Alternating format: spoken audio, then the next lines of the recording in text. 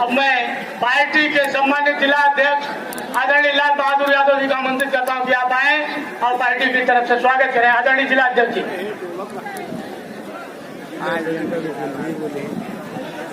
आज करोड़ों बेजुबानों के जुबान, करोड़ों दिलों की धड़कन, समाजवादी पार्टी के राष्ट्रीय अध्यक्ष, उत्तर प्रदेश के मुख्यमंत्री आदरणीय राष्ट्रीय अध्यक्ष जी और मंच पर बैठे विधायक शाहगंज श्री शैलेंद्र यादव ललई जी, मछली शहर के विधायक जगदीश, हमारे बीच एमएलसी आशुतोष सिन्हा जी, हमारे बीच पूर्व सांसद तूफानी सरोज जी, पूर्व सांसद आदरणीय रमाकांत यादव जी, पूर्व सांसद आदरणीय रामचरित्र निषाद जी, मंच पर बैठे हुए सभी हमारे पूर्व विधायकगण, हमारे सभी सम्मानित नेतागण और पूरे जनपद से आए हुए सम्मानित कार्यकर्ता साथियों, मैं विशेष रूप से आज के जयंती के अवसर पर मैं आयोजित कार्यक्रम में जो मल्ली के विधायक श्री लकी यादव जी ने आयोजित किया है, मैं विशेष रूप से आदरणीय राष्ट्रीय अध्यक्ष जी का हार्दिक अभिनंदन करता हूं, स्वागत करता हूं। मैं नमन करता हूं, प्रणाम करता हूं स्वर्गीय पारसनाथ जी को कि जिनकी आज जयंती है और मैं समझता हूं उन्होंने एक तरीके से अमिट छाप जो जौनपुर पर छोड़ी है और मैं समझता हूं उसके जीते जागते उदाहरण के रूप में हम आप सभी साथी मिलकर के एक तरीके से जो राह बनी है उस राह पर चलते हुए माननीय राष्ट्रीय अध्यक्ष जी के आदेश को क्रियान्वित करने के लिए हम आप सभी लोग एक तरीके से आज के जयंती के अवसर पर संकल्प लेते हैं और कहना चाहते हैं कि माननीय अध्यक्ष जी, आपका निर्देश हुआ मल्ली में प्रत्याशी के रूप में जब लकी जी आए तो आने के बाद यहाँ बैठे हुए मंचासीन नेता और यहाँ सामने बैठे हुए समाजवादी परिवार के लोग निश्चित रूप से समाजवादी विषय को अपनी प्रतिष्ठा परक विषय मान के, जहां प्रदेश के मुखिया आकर के ये चाहा करते थे कि हमको हर हालत में सीट चाहिए, वही जौनपुर की मल्ली की महान जनता ने भी तय कर लिया कि हर हालत में ये सीट समाजवादी को जाएगी, दूसरे किसी को नहीं जाएगी। ये संकल्प लोगों ने ले लिया और लेने के बाद सीट जिता करके आपके खाते में दिया। और मैं आपसे कहना चाहता हूं, आपका निर्देश हुआ प्रत्याशी के रूप में हमारे दोनों एमएलसी आए और मंचासीन सभी नेता और सारे कार्यकर्ता लग करके वोट बनवाने से लेकर डलवाने का काम जिसकी नींव स्वर्गीय पारसनाथ जी ने भी डाला था उसको कर करके निश्चित रूप से इस वाराणसी मंडल की दोनों सीट को आपकी झोली में डालने का ये महान बैठा हुआ समाजवादी परिवार करने का किया। मैं विशेष रूप से इसी कार्यक्रम के माध्यम से, चूंकि साथियों इन जीतों के बाद ये पहली जनसभा है एक तरीके से यह कार्यक्रम है और मैं आप सबको धन्यवाद देता हूं और आदरणीय अध्यक्ष जी से कहना चाहता हूं कि हम सभी लोग इस बात के लिए संकल्पित हैं कि आने वाले समय में 2022 के लिए जनपद की 9 सीटों को जिता करके समाजवादी झोली में डालने का हम सब काम करेंगे। इन्हीं बातों के साथ एक बार पुनः आपका हार्दिक अभिनंदन करते हैं, स्वागत करते हैं और स्वर्गीय पारसनाथ जी को नमन करते हैं, प्रणाम करते हैं। धन्यवाद। जय हिंद, जय समाजवादी। इस कड़ी को आगे बढ़ाते हुए हम आजमगढ़ के पूर्व सांसद आदरणीय श्री रमाकांत यादव जी को आमंत्रित करता हूं कि आप आए।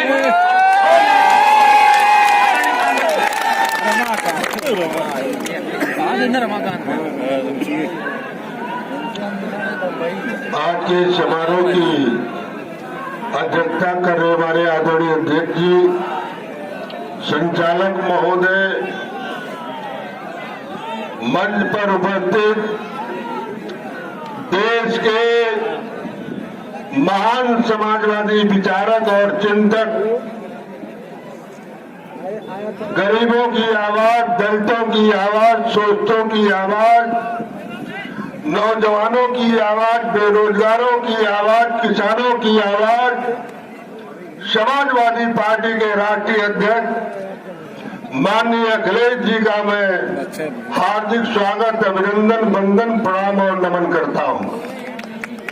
साथ साथ ये दीवान जी यहाँ पर आए हुए हमारे तमाम नौजवान क्रांतिकारी साथी जो खड़े हैं, मैं आप सब लोगों को भी प्रणाम करता हूं, नमन करता हूं। साथियों, आज पूरे देश का नौजवान एक आशा भरी निगाह से हमारे राष्ट्रीय अध्यक्ष की तरफ देख रहा है और उसमें आप सब लोगों का सहयोग बहुत जरूरी है। आज तो हम लोग भाई पारसनाथ जी जो हमारे मित्र भी थे, साथी भी थे, एक जुझारू थे, समाजवादी विचारक थे, गरीबों की लड़ाई लड़ते थे हमेशा। आज उनके हम लोग जन्मदिन पर आए उन्हें श्रद्धांजलि अर्पित करने के लिए, इसलिए बहुत कुछ तो नहीं बोलेंगे। यहाँ पे आए हैं, मंच पे बैठे हैं या सम्मानित इस महान जनता जो यहाँ सामने बैठी है, सबका स्वागत, अभिनंदन और वंदन करता हूँ। केवल मैं एक चीज कहना चाहता हूँ कि साथियों और राष्ट्रीय अध्यक्ष जी से निवेदन करना चाहूंगा, उनके चरणों में नमन करना चाहूंगा कि जिस तरफ की मेरे पिताजी सन 72 से राजनीति स्टार्ट करके देश की सबसे बड़ी पंचायत तक पहुंचे थे, वो भी आदरणीय नेताजी का सानिध्य था, नेताजी का आशीर्वाद था, इसलिए पिताजी इतने ऊंचाई पे पहुंचे थे। आदरणीय राष्ट्रीय अध्यक्ष जी, मैं भी आपका छोटा भाई हूं, मैं भी आपके सानिध्य में रहना चाहता हूं। मैं और मेरा पूरा परिवार आपके सानिध्य में रहना चाहता है और हम लोग आपके सानिध्य में रह के जिस तरफ पिताजी ने समाजवादी के आंदोलन को लेके चले थे और देश की सबसे बड़ी ऊंचाई पे पहुंचे थे, पिताजी राष्ट्रीय अध्यक्ष जी मैं बताना चाहता हूं, इसी गांव का हम लोग मूल निवासी है। अभी हम लोग का यहाँ से गांव 12 किलोमीटर दूर है। वहाँ के हम लोग इस जौनपुर जिले के दक्षिणांचल के कोने से पिताजी निकल के देश की सबसे बड़ी पंचायत में पहुंचे थे। आदरणीय नेताजी की देन थी और नेताजी के देन के बदौलत पिताजी इतने ऊंचाई पे पहुंचे थे। मैं और मेरा पूरा परिवार आपका आजीवन ऋणी रहूंगा, जब तक जिंदा रहूंगा। मैं और मेरा पूरा परिवार आजीवन ऋणी रहेगा कि जिस तरह आज मेरा और पिताजी के आत्मा को शांति के लिए जिस तरह आपने ये कार्यक्रम दिया, इसके लिए मैं, मेरा पूरा परिवार और ये बरसठी ब्लॉक के जितने भी सम्मानित लोग यहाँ उपस्थित हैं, खासकर मल्ली विधानसभा के लोग जितने लोग यहाँ आए हैं, मैं आपको बताना चाहता हूँ आदरणीय राष्ट्रीय अध्यक्ष जी कि मल्ली विधानसभा के लोग जिस तरह मुस्तैनी से कि आपने विश्वास किया, बाबूजी के ऊपर विश्वास करके उनके बेटे को, लकी को आपने टिकट दे दिया। मल्ली विधानसभा के सम्मानित लोग ने बखूबी आपकी इज्जत बचाने का काम किया। योगी बाबा एक तरफ कह रहे थे कि मुझे किसी भी हाल में सीट चाहिए, लेकिन मल्ली विधानसभा के लोग ये कह रहे थे कि योगी बाबा आके आप खुद लड़ जाइए, मल्ली विधानसभा यहाँ से आपको हरा के भेज देगी। इसलिए मैं कहना चाहूंगा राष्ट्रीय अध्यक्ष जी कि मैं और मेरा पूरा परिवार आज धन्य हो गया कि आप मेरे पिताजी के रहने के बाद आज जो इस धरती पे आप बता रहे, इसके लिए मैं और मेरा पूरा परिवार ऋणी रहूंगा आजीवन। बहुत बहुत धन्यवाद। जय हिंद, जय समाजवाद। अब निवेदन करना चाहूंगा अपने महबूब नेता से कि आए और यहाँ जो बैठे हैं उन लोग को आशीर्वाद दें और हम परिवारों को भी आशीर्वाद दें। बहुत बहुत धन्यवाद।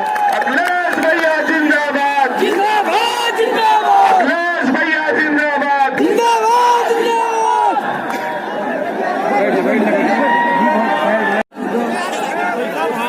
जिला अध्यक्ष लाल बहादुर यादव जी, मंच पर उपस्थित समाजवादी पार्टी के बड़ी संख्या में नेता,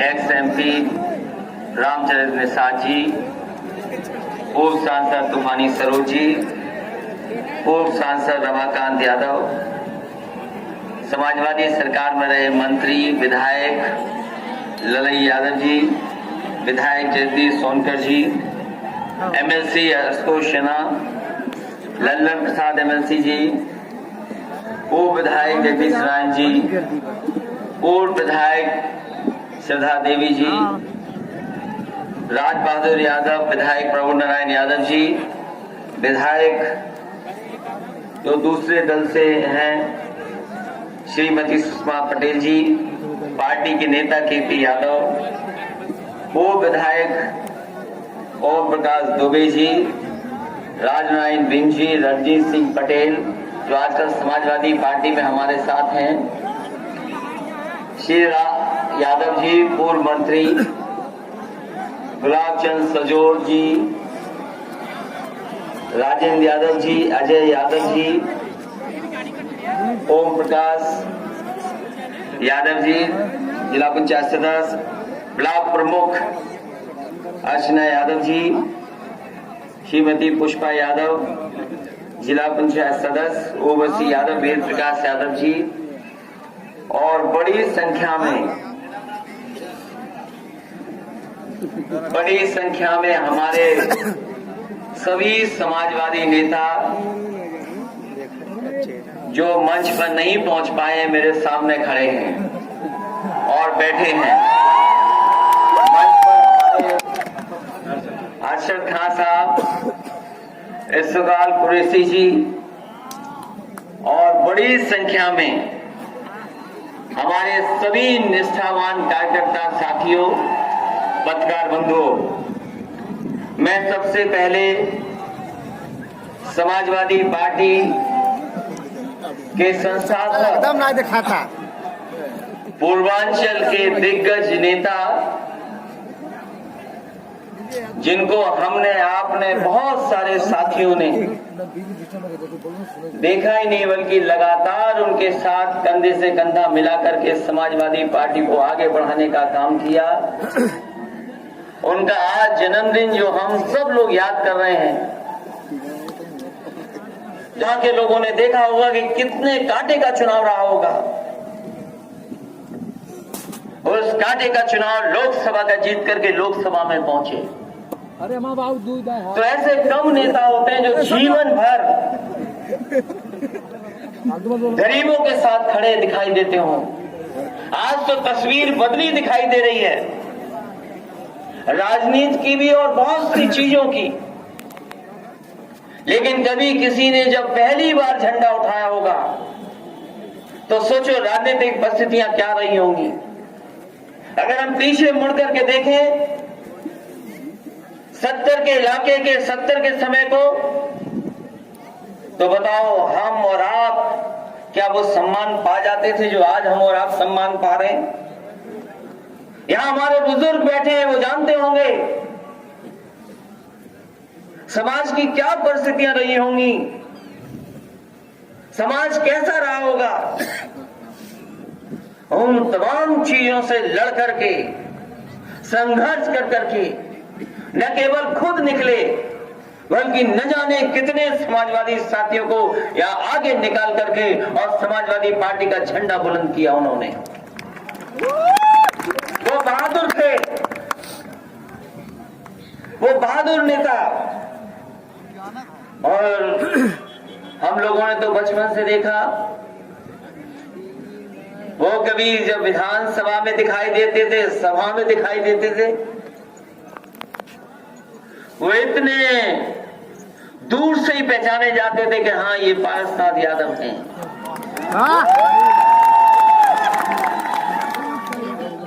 उनका कद काठी ऐसी थी, मजबूत दिखाई देते थे।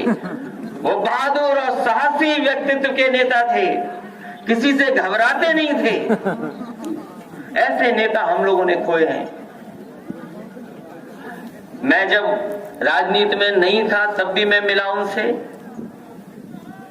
जब लोकसभा में पहुंचा तब भी मैं मिला,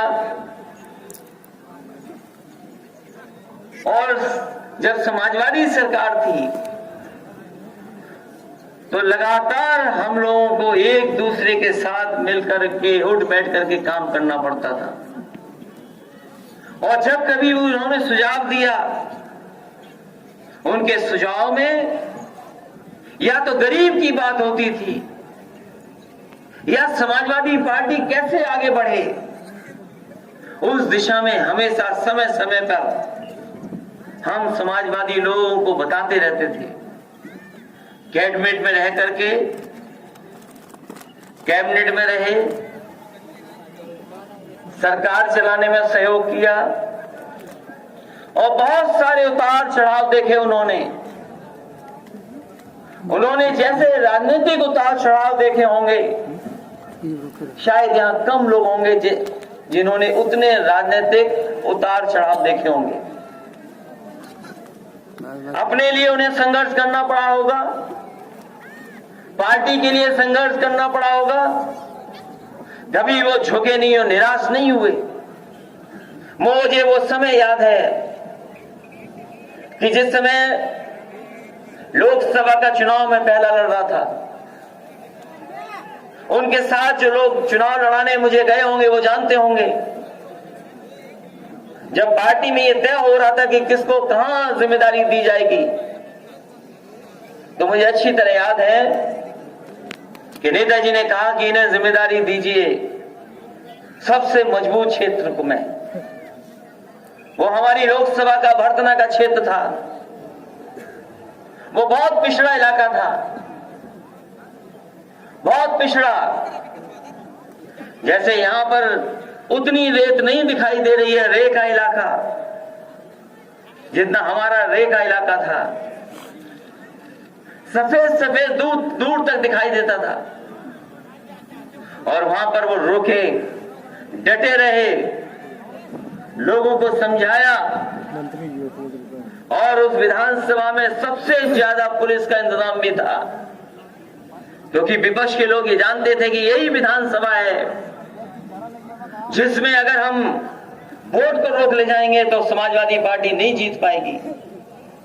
लेकिन उन सरकार के लोगों को ये नहीं पता था कि पूर्वांचल का एक मजबूत नेता यहाँ पर समाजवादी पार्टी का झंडा लेकर के बैठा है। और जब परिणाम आया, जब रिजल्ट आया उस चुनाव का, कहीं जीते कहीं हारे, कहीं थोड़ा पीछे थोड़ा आगे, और जब आखिरी विधानसभा का वोट खुला तो सबसे ऐतिहासिक जीत अगर कहीं हुई थी तो वो भरतना विधानसभा, जहां पर आपके नेता पारसनाथ यादव जी लगातार काम करते रहे। यहाँ है बहुत सारे साथी जो जानते होंगे इन बातों को। और फिर राजनीति में वो घबराने वाला व्यक्तित्व तो नहीं था। जिन्होंने काम किया होगा साथ वो जानते होंगे कि राजनीति में उनका जो पॉलिटिकल कैरेक्टर था वो घबराने वाला नहीं था। और जब बीमारी के हालात में भी हम मिले उनसे, वो कितने भी तकलीफ और परेशानी में थे, अपनी तकलीफ और परेशानी को दूसरे तक नहीं पहुंचने देते थे, दूसरा न महसूस करे कि उन्हें तकलीफ है। ये होती है पर्सनालिटी, ये इस तरीके से पहचान होती है नेता की। और जब मैं उन्हें एक बार रात में अचानक उनकी शायद तबीयत खराब हुई होगी, जिस अस्पताल में वो आए उन्हें नहीं पता होगा कि हम लोग भी उसी अस्पताल में हैं। ये जो बीमारी का समय था कोविड का, किसी ने बताया कि पारसनाथ यादव जी भी यहां आ गए हैं। जब मैं उनसे इमरजेंसी में मिलने गया, तकलीफ भी रही होगी, लेकिन उनके चेहरे और बातचीत पे वो घबराहट नहीं थी। उन्होंने कहा कि कुछ नहीं, हम सब ठीक हो जाएंगे। उसके बाद में आईसीयू में भी जब वो थे तो एक दिन मैं आईसीयू में देखने पहुंच गया वहां पर, और काफी देर रहे हम लोग वहां पर। जो बातें वो बोलते रहे वो केवल भविष्य की चिंता कर रहे थे। मैंने उनसे कहा, बहुत सारे नर्स और डॉक्टर थे उस हॉस्पिटल में, वेदांता हॉस्पिटल में नर्स थी, वहां की डॉक्टर थे। वो तमाम राजनीति की बातें कर रहे थे कि आने वाले समय में सरकार बनानी है। मैंने उनसे कहा कि आप स्वस्थ हो जाओ, आप बिल्कुल चलने फिरने लगो, और जब आप चलोगे तो समाजवादी सरकार अपने आप बन जाएगी, आप उसके बारे में चिंता मत करो, सोचो नहीं। लेकिन कुछ चीजें हमारे और आपके हाथ में नहीं है।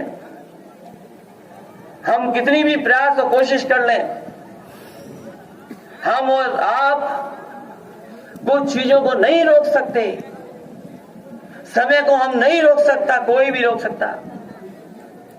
और इतना बड़ा सच हम सब जानते हैं कि जो धरती पे आता है, जन्म लेता है, उसे एक न एक दिन जाना पड़ता है।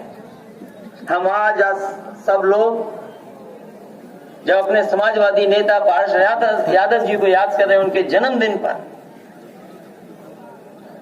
तो यही संकल्प लेंगे कि जो रास्ता उन्होंने दिखाया था और समाजवादियों को चलने के लिए कहा, उसी रास्ते पर और मजबूती से हम लोग चलेंगे।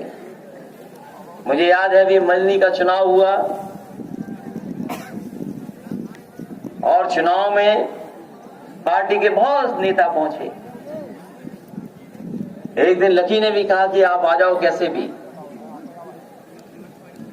मैंने कहा कि इस समय अभी हमें मत बुलाओ बाई इलेक्शन में, लेकिन फिर भी मैंने जानकारी की, लोगों से फोन पे बातचीत की और लोगों से भी पता करवाया क्या चल रहा है, ये बताओ मल्हनी में क्या हो रहा है। बोले चुनाव तो है बहुत कठिन, लेकिन चुनाव में बीजेपी से नहीं हो रहा, किसी और दल से हो रहा है, किसी और से हो रहा है चुनाव। और जब पूरी बातचीत जानकारी मिल गई तो हमें पता था कि मल्हनी की जनता समाजवादी पार्टी को जिताने जा रही है। मैं एक एक कार्यकर्ता का धन्यवाद देना चाहता हूं। अभी लकी कह रही थी हमारे सेक्टर के प्रभारी हैं, ये जो बैठे हैं हमारे सेक्टर के प्रभारी हैं, मैं इन्हें तो देता ही हूं धन्यवाद, लेकिन एक एक कार्यकर्ता, एक एक नेता का मैं धन्यवाद देता हूं। और गांव में रहने वाले गरीब किसान, माताएं, बहनें और नौजवान जिन्होंने मदद की समाजवादी पार्टी की और लकी यादव को विधानसभा में पहुंचाने का काम किया। और हमें भरोसा इसलिए भी था, मैंने लकी से कहा और बाद में सोचा कि लकी एक बहादुर बेटे का बहादुर बेटा है और जीत करके आएगा। मैं आपका धन्यवाद देता हूं, सब लोग आभारी हूं कि उस कठिन लड़ाई में आपने जिताया। जब एक एक seat Bharatiya Janata party Samajwadi party को हराना चाहती थी, वो भारतीय जनता पार्टी के लोग नहीं चाहते थे कि समाजवादी लोग जीते। वो हर रणनीति बना रहे थे, उन्हें जो जो करना था वो सब किया उन्होंने। और फिर यहाँ जितने बैठे लोग हैं ये तो जानते हैं कि विपक्ष के लोग जो हैं, सरकार में जो लोग बन गए आजकल, क्या नहीं किया उन्होंने। जो जो कर सकते थे, जिन्होंने चुनाव को करीब से देखा होगा, बताओ सरकार और लड़ने वाले व्यक्ति ने क्या नहीं किया विधानसभा में, बताओ। कोई चीज छूटी हो तो बताओ। हर तरीका अपनाया, लेकिन उसके बावजूद भी, क्योंकि ये क्षेत्र, ये विधानसभा जिसमें अभी अभी पार्श यादव जी को जिताया था, उन्हें असली श्रद्धांजलि अगर किसी ने दी है तो यहाँ की बहादुर जनता ने श्रद्धांजलि देकर के लकी यादव को जिताने का काम किया। क्योंकि बहुत दिनों के बाद आपसे मिलने का मौका मिल रहा है मुझे। अरे हमें बहुत खुशी है। और सब मिल रहे हैं। जब सरकार ने ये कहा है अपना नाक और मुंह बंद कर लो, और ये जो मास्क लगाने का काम है, बीमारी से बचने का जो एकमात्र इलाज अभी है, इस बीमारी ने हमें आपको सबको मास्क पहना दिया और न जाने कितने लोग चले गए, कितने लोगों की जान चली गई। हालांकि जिस तरीके से दुनिया के दूसरे हिस्से में लोगों की जान गई है, जो सबसे ताकतवर देश है अर्थव्यवस्था में, जो सबसे ताकतवर देश है फौज के मामले में, जहां पर इलाज की सुविधाएं दुनिया की सबसे बेहतरीन है, और वहीं इस वैश्विक महामारी से सबसे ज्यादा लोगों की जान चली गई। 4 लाख के लगभग जान जा चुकी है, दूसरे हिस्सों में भी जान जा चुकी है, हमारे देश में भी जान गई है। हमारे गिनती सही है नहीं सही है हमें आपको पता ही नहीं है। और इस बीमारी में हम लोग लड़ते लड़ते मिलते काम करते करते बीमारी से लड़ रहे हैं।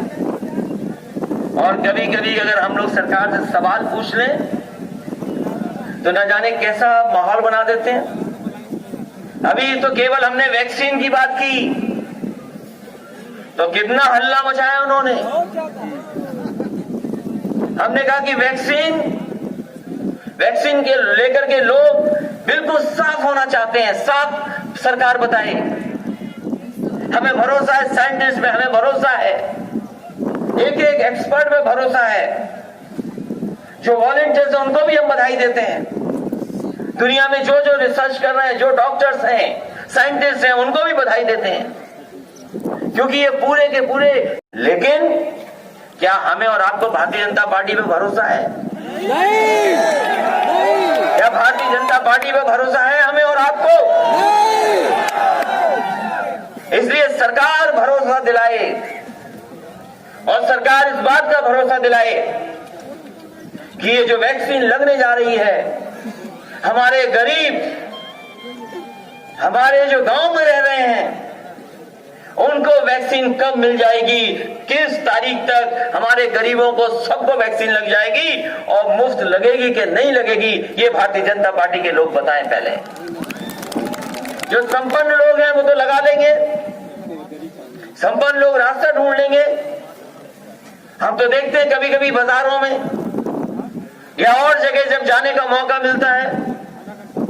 हम गए अभी एक शादी में, मुझे लगा कि सब मास्क लगाए होंगे। जब मैं उस पंडाल में पहुंचा तो मैंने देखा मेरे अलावा कोई मास्क नहीं लगाए हुए था। अब दिल्ली में 2000 फाइन भर क्या है? यहां भी बताओ। लेकिन सरकार है, उन्हें अपना कार्यक्रम करना पड़ेगा, तो कोई उनके लिए बीमारी नहीं है। लेकिन अगर विपक्ष कोई बात अपनी कहना चाहेगा तो उसके लिए बीमारी है। न जाने कितने समाजवादी कार्यकर्ता होंगे जिन पर इस वैश्विक महामारी पर उन पे मुकदमे लग गए। न जाने कितने कार्यकर्ता होंगे जिन पे मुकदमे लगे हैं और अपमानित भी हुए इस समय। और जब वैश्विक महामारी शुरू हुई थी, क्या हम लोगों ने भारतीय जनता पार्टी का चेहरा नहीं देखा? जो मजदूर महाराष्ट्र में, मुंबई में, गुजरात में अपना खून पसीना बहा करके हमारे देश को आगे बढ़ा रहे हैं, कारखाने चला रहे हैं, उन्हीं की वजह से अर्थव्यवस्था चल रही है, उनको किस हाल में छोड़ दिया था? किसी के लिए ट्रेन नहीं, किसी के लिए बस नहीं। और जहां वो टीवी देखते थे कि न जाने इस बीमारी से कितने लोगों की जान चली जाएगी, वो बेचारे जैसे थे, जहां रह रहे थे, अपना सब कुछ छोड़ करके अपने साथ जो कुछ सामान ले जा सकते थे लेकर के चल दिए। ऐसी ऐसी कहानियां हैं, दुनिया में किसी हिस्से में ऐसी कहानियां सुनने को नहीं मिलेंगी। लोग बेचारे अपना महाराष्ट्र से, गुजरात से चल दिए, पैदल पैदल, साइकिल से चल दिए, मोटरसाइकिल से चल दिए और अपने घरों में पहुंचे। लोगों की जान चली गई। उत्तर प्रदेश में 90 से ज्यादा लोगों की जान गई है। और ये भारतीय जनता पार्टी तमाशा देखती रही। भारतीय जनता पार्टी ने कोई मदद नहीं की इनकी सरकार के लोगों ने। इनमें 90,000 बसें थीं। अगर ये 90,000 बसें चला देते तो हमारा मजदूर एक भी पैदल नहीं चलता, उसको बस से पहुंचाया जा सकता था। और जो 90,000 लोग मरे, जो 90,000 लोगों की जान गई, 90 लोगों की, जो 90 लोग, हजार मत बोलिएगा, 90 लोग जो गए, जिनकी जान गई उत्तर प्रदेश में, एक की भी मदद भारतीय जनता पार्टी ने नहीं की। 90 के 90 परिवारों की मदद अगर किसी ने की तो समाजवादी पार्टी ने अपने खजाने से 1-1 लाख रुपए की मदद करने का काम किया। हम इससे पूछना चाहते हैं सरकार के लोगों से कि ये जिम्मेदारी आपकी थी, ये जिम्मेदारी क्यों नहीं निभाई आपने? और यहां का तो छोड़ दिया ऐसे ही क्योंकि हमारे मुख्यमंत्री जी योगी हैं। कौन क्या कहता है मुझे नहीं पता, किसकी क्या परिभाषा है योगी की, लेकिन योगी की परिभाषा यही है गांजा रोगी कि जो दूसरे का दुख समझे वही हमारे लिए सबसे बड़ा योगी है। लेकिन बताओ, हमारे क्या मुख्यमंत्री जी ने ऐसे पैदल चलने वालों का दुख समझा? किसी का दुख नहीं समझा, नहीं दुख समझा किसी का। और मरने वालों की एक की मदद नहीं की। हम इनके किस फैसले पे भरोसा कर ले? बताओ भारतीय जनता पार्टी के लोग। नोटबंदी की, न काला धन आया, न भ्रष्टाचार खत्म हुआ। और अगर हम हिसाब किताब लगाएं तो पहले से ज्यादा भ्रष्टाचार आज हो रहा है, पहले से ज्यादा बेईमानी हो रही है। इतनी बेईमानी उत्तर प्रदेश ने कभी नहीं देखी। यही भारतीय जनता पार्टी के लोग हमें और आपको आरोप लगाते थे कि हम जातिवादी लोग हैं। बताओ, आरोप लगाते थे कि नहीं लगाते थे? भारतीय जनता पार्टी के लोग लगाते थे। ये वही लोग हैं जिन्होंने हमें आपको पहले भी सताया और आज भी सताना चाहते हैं। पहले भी अपमानित करते थे, आज भी अपमानित करना चाहते हैं।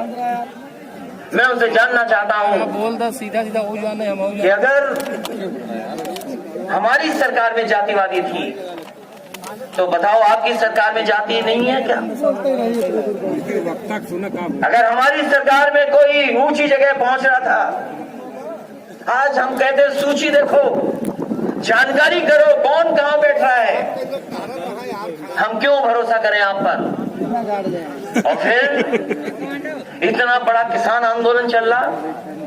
ये जो कानून 3 बने हैं हमारे किसान भाइयों, ये आपके हित में नहीं है। ये आपके लिए कानून नहीं बने हैं। ये एमएसपी नहीं दे पा रहे हैं। जो पैसा सरकार तय कर दी वो किसी किसान को नहीं मिल रहा और किसी फसल का नहीं दे पा रहे। याद कीजिए, यही तो कहते थे भारतीय जनता पार्टी के लोग कि हमारी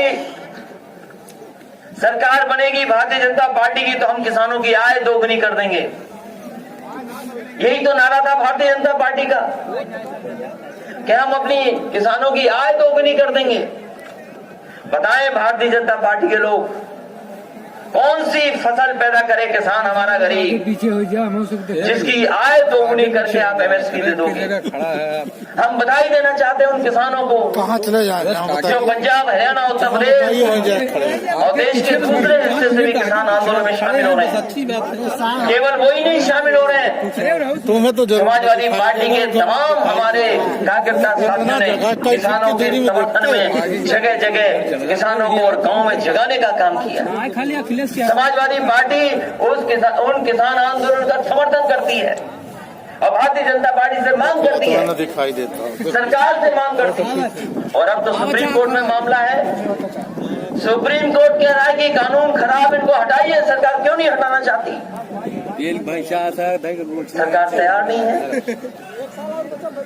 और मुझे आने वाले समय पे भरोसा है कि वो जो किसान हैं और यहाँ जो किसान बैठे हैं, हटाओ कानून, ये तो मांग कर ही रहे हैं।